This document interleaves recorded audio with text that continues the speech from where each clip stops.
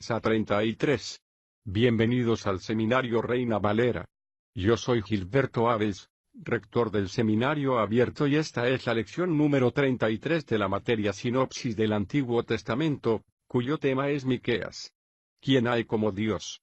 Pedimos la bendición de Dios sobre el estudio de su palabra. Empecemos. Miqueas, ¿quién hay como Dios? Por Ray C. Stedman. Miqueas fue contemporáneo del gran profeta Isaías y su libro tiene un estilo muy parecido. De hecho, en algunas ocasiones a este libro se le llama Isaías en miniatura porque es una presentación mucho más breve de lo que es esencialmente el mismo mensaje que el de la profecía de Isaías. El tema de esta breve profecía se encuentra en el significado del nombre del profeta. Espero que tengan ustedes una Biblia que les ayude con el significado de los nombres hebreos porque con frecuencia estos nombres son muy importantes. Por ejemplo, en el libro de Génesis el nombre del hombre que se hizo famoso por ser el hombre más viejo que jamás haya vivido en el mundo es de por sí una profecía. De hecho, cuando nació Matusalén, su padre Enoc aprendió algo que no olvidó nunca y estaba oculto en el nombre de Matusalén. Matusalén vivió un total de 969 años y su nombre quiere decir cuando él muera, vendrá. El año en que él murió llegó la inundación, de manera que eso nos enseña algo acerca del significado de los nombres hebreos. El nombre Miqueas quiere decir, ¿quién es como Dios o quién es como Jehová? Por lo tanto, esta es su pregunta repetida. Al parecer a donde quiera que iba este hombre preguntaba, ¿quién es como Jehová? ¿Quién es como Dios? Hasta que la gente comenzó a llamarle de ese modo. Se ha llegado incluso a sugerir que ese era el mote por el cual conocían a este hombre. Podemos imaginarnos a la gente que estaba alrededor de Miqueas mirándole al pasar por la calle y diciéndose a sí mismos, aquí viene el viejo, ¿quién es como Dios? Como quiera que de esto es de lo que habla Miqueas en este libro, el tema del mismo es la santidad y el gran mensaje de Dios al mundo hoy es cómo ser semejantes a Dios, que es además el tema de la epístola de Pablo a los Efesios, y creo que es muy instructivo unir estos dos mensajes a fin de que nos demos cuenta de que el Antiguo y el Nuevo Testamento enseñan la verdad de muy diferentes maneras. Eso es lo que hace que el Antiguo Testamento nos resulte tan revelador y si no entienden ustedes el Nuevo Testamento lean el Antiguo. ¿Recuerda usted la historia del filósofo griego Diógenes? Era un hombre que iba todo el día con una linterna, buscando a un hombre honesto. Incluso a plena luz del día llevaba su linterna para despertar la curiosidad. Cuando alguien le preguntaba a Diógenes, ¿por qué vas por ahí con una linterna a plena luz del día? Les contestaba, estoy buscando a un hombre honesto. Es como la búsqueda de Miqueas, capítulo 1, versículo 1. La palabra de Jehová que vino a Miqueas de Moreset en los días de Jotam, Acaz y Ezequías, reyes de Judá, sobre lo que vio acerca de Samaria y de Jerusalén. El libro se divide en tres partes. Los primeros 3 capítulos describen el fracaso de la nación. Este es un mensaje que transmiten muchos de los profetas, pero en este libro lo que encontramos es una imagen de la falta de santidad y a continuación una maravillosa sección, en los capítulos 4 y 5, que es una visión del futuro, del que es semejante a Dios. Esta es una sección con una predicción esperando la venida de Cristo, el Mesías. Los 3 últimos capítulos nos muestran la súplica que le hace Dios a esta nación. En el primer capítulo hay una imagen magnífica de Dios que se aproxima con el fin de juzgar a esta nación de Judá por causa de su amargo fracaso y por no ser capaces de ser santos a pesar de que Dios les ha provisto todo cuanto precisan para ser semejantes a Dios. Eso es algo que nos resulta familiar, ¿verdad? ¿Por qué no somos nosotros santos? Tenemos todo cuanto precisamos, en el Espíritu Santo, para ser santos. Por lo tanto, este libro nos viene como anillo al dedo porque estamos en la misma barca. En la primera sección tenemos una imagen preciosa y poética de un Dios que sale y desciende sobre este pueblo, capítulo 1, 3 a 5. Porque he aquí que Jehová saldrá de su lugar, descenderá y caminará sobre las alturas de la tierra. Debajo de él se derretirán las montañas como la cera delante del fuego, se hendirán los valles como las aguas arrojadas por una pendiente. Todo esto sucederá por la transgresión de Jacob y por los pecados de la casa de Israel. A continuación Dios escoge a las capitales de estas dos naciones. ¿Cuál fue la transgresión de Jacob? Samaria. Es decir, la capital, el corazón de la nación. ¿Y cuál fue el pecado de la casa de Judá? ¿Acaso no fue Jerusalén? Dice, en el versículo 6. Convertiré, pues, a Samaria en un montón de ruinas o un basurero, del campo, y en viñedos. Haré rodar sus piedras por el valle y dejaré al descubierto sus cimientos. Todo esto es una imagen de la destrucción que causarían los ejércitos de Asiria que, cientos de años después, asolarían el campo y destruirían todo cuanto hallasen a su paso. El profeta dice que este es el juicio de Dios. En los versículos 10 al 16 encontramos algo muy interesante, aunque en otro idioma que no sea el original, puede resultar difícil de ver. Estos profetas eran equivoquistas y aunque algunas personas dicen que un juego de palabras es la peor forma de humor, la Biblia está llena de ellos, pero a nosotros nos cuesta trabajo hallarlos si no entendemos el hebreo. Si pudiesen ustedes leer el original en hebreo, se darían cuenta de que hay un montón de juegos de palabra en los nombres de las ciudades mencionados por Miqueas. Dice el versículo 10. No lo digáis en Gat, ni os entreguéis al llanto. Gat significa llorar y el profeta hace un juego de palabras con ese nombre y, de esta manera, sucede en todo. Va escogiendo los nombres de ciudades y los relaciona con el juicio de Dios. En este caso diría, no lloréis en la ciudad del llanto, en la ciudad del polvo, revolveos en él. Betleofra significa polvo. En la ciudad de la belleza quedará en vergüenza, pues ese es el significado de Zafir belleza. En Saanan, ¿qué quiere decir marcha? No marcharán. En la ciudad de los vecinos acabarán con un vecino inútil. En la ciudad de la amargura harán amargo duelo. En el versículo 13 está Laquis. ¿Qué quiere decir caballo? La ciudad del caballo o ciudad de un solo caballo. Miqueas dice, oh habitantes de la ciudad caballo. Es un juego de palabras tras otro. En el capítulo 2 se describe de un modo muy gráfico la total destrucción del pueblo, incluyendo los gobernantes, los profetas, las mujeres y los niños. En el capítulo 3 leemos el motivo por el que Dios les juzga de este modo.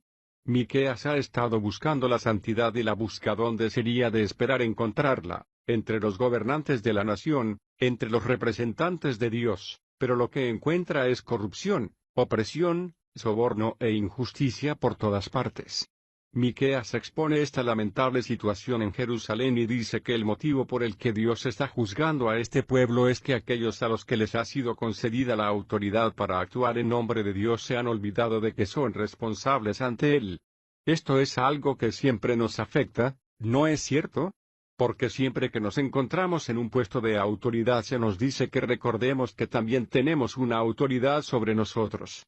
Poco importa si es usted una autoridad en la iglesia, como anciano, o en la ciudad, como alcalde o parte del consejo, o si ha sido nombrado presidente de su clase o si dirige su propio grupo. El Nuevo Testamento nos recuerda que es preciso que los amos no olviden que tienen también un amo en el cielo y que Dios tiene toda la autoridad y es el responsable. Efesios 6, 9. Por lo tanto, el hombre que olvida este hecho usa el poder para su propio provecho y eso fue precisamente lo que había corrompido a aquella nación. El profeta nos lo resume en el capítulo 3, versículo 11, sus jefes, o gobernantes, juzgan por soborno, sus sacerdotes enseñan solo por paga y sus profetas predicen por dinero. Hay tres clases diferentes de gobernantes en la nación, los dirigentes espirituales, los gobernantes civiles y los dirigentes morales y aunque precisamente ellos debían haber sido santos, son los más impíos porque no han sabido reconocer que cuando el hombre ocupa un puesto de responsabilidad de cualquier clase, lo ocupa con el fin de representar a Dios. Esto se aplica incluso a los jóvenes que ocupan cargos en las escuelas. Estamos representando a Dios en esos cargos. Pablo dijo, no hay autoridad, o poderes, que no provenga de Dios. Romanos 13, 1. Y eso no se refiere solo al gobierno civil, sino que se aplica a todos los niveles. Pablo les llama los ministros de Dios para bien y cuando los gobernantes, sean civiles, espirituales o morales, reconocen que son representantes de Dios, siempre hay un buen gobierno, pero cuando se olvidan, se produce la corrupción, la opresión, los sobornos, la agonía y las lágrimas. En el capítulo 4, encontramos un pasaje que es una visión maravillosamente exaltada, en el que el profeta eleva sus ojos y mira a lo largo de los siglos más allá del retorno de Babilonia, después del gran imperio occidental de Grecia, del imperio romano y los tiempos de los Césares, más allá de la Edad Media con Martín Lutero y la Reforma y John Wesley e incluso más allá de nuestra propia época, a la venida del que es semejante a Dios. Este es el más precioso de los pasajes mesiánicos en las Escrituras, capítulo 4, versículos 1 a 4. Acontecerá en los últimos días que el monte de la casa de Jehová será establecido como cabeza de los montes, y será elevado más que las colinas, y correrán a él los pueblos.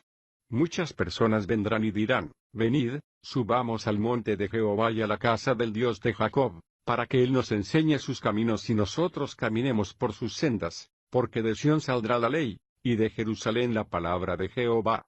Él juzgará entre muchos pueblos y arbitrará entre naciones poderosas, hasta las más distantes. Y convertirán sus espadas en rejas de arado y sus lanzas en podaderas. No alzará espada nación contra nación, ni se adiestrarán más para la guerra. Cada uno se sentará debajo de su vid y debajo de su higuera. Y no habrá quien los amedrente, porque la boca de Jehová de los ejércitos ha hablado. Eso aún tiene que suceder.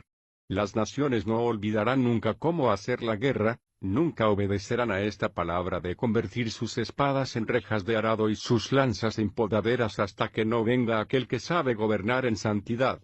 El resto del capítulo 4 describe cómo se reunirá Israel y por fin derrotará a sus enemigos. El capítulo 5 empieza con un nuevo pensamiento. El profeta le dice a Israel, versículo 1. Reúne ahora a tus tropas, ciudad de tropas. Nos han sitiado. Esa era una imagen del ejército asirio que se había reunido alrededor de la ciudad con vara herirán en la mejilla al juez de Israel. Pero además es una imagen del día en que un gran ejército asirio, procedente del norte, descenderá contra Israel. El motivo por el que viene este ejército se menciona en este versículo, con vara herirán en la mejilla al juez de Israel. Esta es una referencia bastante rápida a la primera venida del Señor Jesús, cuando se halló ante Pilato y los gobernantes de la nación y le golpearon con una caña y le colocaron una corona de espinas sobre la cabeza y le vistieron con un manto de púrpura, inclinándose ante él, haciéndole burla, golpeando en la mejilla al gobernante de Israel. Mateo 27, 27 a 30. El profeta ve de repente de dónde vendrá este gobernante. Este es uno de los grandes pasajes proféticos del Antiguo Testamento, versículo 2. Pero tú, Belén Efrata, aunque eres pequeña entre las familias de Judá, de ti me saldrá el que será el gobernante de Israel, cuyo origen es antiguo, desde los días de la eternidad. Desde la eternidad, desde siempre y para siempre. ¿Recuerda usted cuando vinieron los sabios del este buscando al rey de los judíos que había nacido? Le dijeron a los gobernantes de Jerusalén, ¿dónde está el rey de los judíos que ha nacido? Y los principales sacerdotes les contestaron, en Belén de Judea. Mateo 2, 1 a 6. Como lo sabían. Porque 700 años antes, Miqueas les había dicho, pero tú, Belén Efrata, es decir, Belén en la tierra de Efraín, aunque eres pequeña entre las familias de Judá, de ti me saldrá el que será el gobernante de Israel, cuyo origen es antiguo, desde los días de la eternidad. Y luego en el versículo 3 hay un paréntesis, sin embargo, Dios los abandonará, a la nación de Israel, hasta el tiempo. Y por eso es por lo que Israel ha estado vagando en derrota, sin un rey, sin un templo y sin sacrificio durante siglos. Una de las maravillas del mundo es que esta nación de Israel sigue manteniendo su identidad, a pesar de hallarse dispersa entre las naciones. Les abandonará hasta el tiempo en que dé a luz la que ha de dar a luz, y vuelva el resto de sus hermanos para reunirse con los hijos de Israel. Y mirando de nuevo al que había de venir de Belén Efrata, versículo 4. Él se levantará y los apacentará con el poder de Jehová, con la grandeza del nombre de Jehová, su Dios, y se establecerán, porque entonces será engrandecido hasta los fines de la tierra. 700 años a través del espacio de los siglos Miqueas ve claramente a aquel que habría de surgir de entre las tinieblas para cumplir estas profecías. Su venida es desde la eternidad porque es el Dios hombre, el único hombre santo que jamás ha caminado sobre la tierra, el que es semejante a Dios. En los capítulos 6 y 7, en un pasaje de poder y belleza, Jehová vuelve a suplicar a su pueblo y a mostrarles el camino de la santidad. En la actualidad oímos hablar mucho acerca del diálogo, de que necesitamos hablar con aquellos a los que nos oponemos. En este caso, Dios tuvo una controversia con su pueblo y lo habló con ellos en este pasaje. El profeta dice, capítulo 6, 1 a 2. Oíd, por favor, lo que dice Jehová, levántate, pleitea junto a los montes, y que oigan las colinas tu voz. Oíd, oh montes, el pleito de Jehová, vosotros los poderosos fundamentos de la tierra, porque Jehová tiene pleito con su pueblo y contenderá con Israel. Eso prepara el escenario. Aquí Dios habla y he aquí lo que dice, versículos 3 a 5. Pueblo mío, ¿qué te he hecho o en qué te he agobiado? Responde contra mí. Yo te hice subir de la tierra de Egipto. De la casa de esclavitud te redimí y envié delante de ti a Moisés, a Aarón y a María. Recuerda, oh pueblo mío, que maquinó Balac, rey de Moab, y que le respondió Balaam hijo de Beor desde Sittim hasta Gilgal, para que conozcas los actos de justicia de Jehová. ¿Qué cree usted que va a responder el pueblo a esto? Aquí tenemos su respuesta, versículos 6 a 7. ¿Con qué me presentaré a Jehová y me postraré ante el Dios Altísimo? ¿Me presentaré ante él con holocaustos, con becerros de un año? ¿Aceptará Jehová millares de carneros o miríadas de arroyos de aceite? ¿Daré mi primogénito por mi rebelión, el fruto de mi vientre por el pecado de mi alma? ¿Qué es lo que quieres, Dios? ¿No es eso lo que dice tantas veces la gente? ¿Qué es lo que me pides? Escuchemos a la misericordiosa respuesta de Dios, que es uno de los más hermosos versículos de toda la Biblia. Versículo 8. Oh hombre, Él te ha declarado lo que es bueno. ¿Qué requiere de ti Jehová? Solamente hacer justicia, amar misericordia y caminar humildemente con tu Dios. Esa es la respuesta, ¿no es cierto? Así es como podemos ser semejantes a Dios, caminando en humildad ante Dios.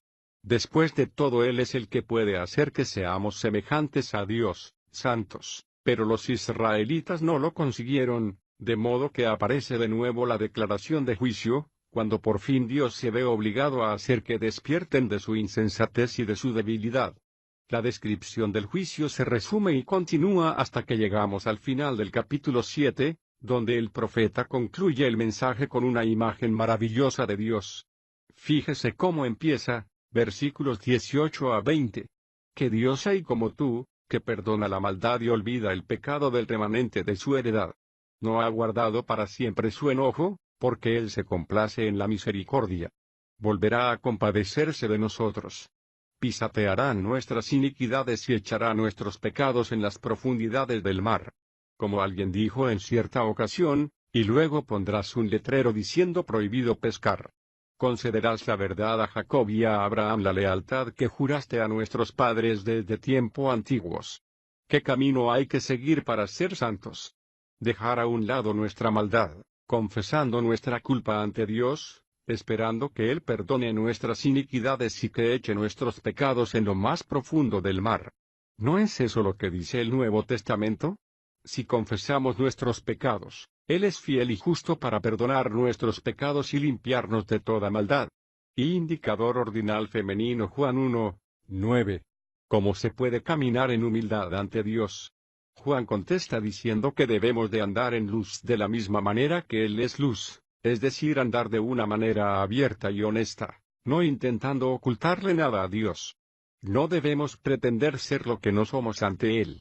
Pero si andamos en luz, como Él está en luz, tenemos comunión unos con otros y la sangre de su Hijo Jesús nos limpia de todo pecado. Indicador ordinal femenino Juan 1, 7. La pregunta de Miqueas resuena en nuestros oídos. ¿Quién como Dios?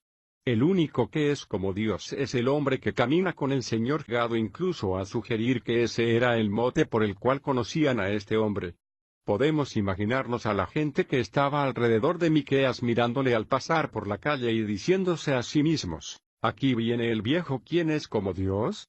Como quiera que de esto es de lo que habla Miqueas en este libro, El tema del mismo es la santidad y el gran mensaje de Dios al mundo hoy es cómo ser semejantes a Dios, que es además el tema de la epístola de Pablo al Sa 33.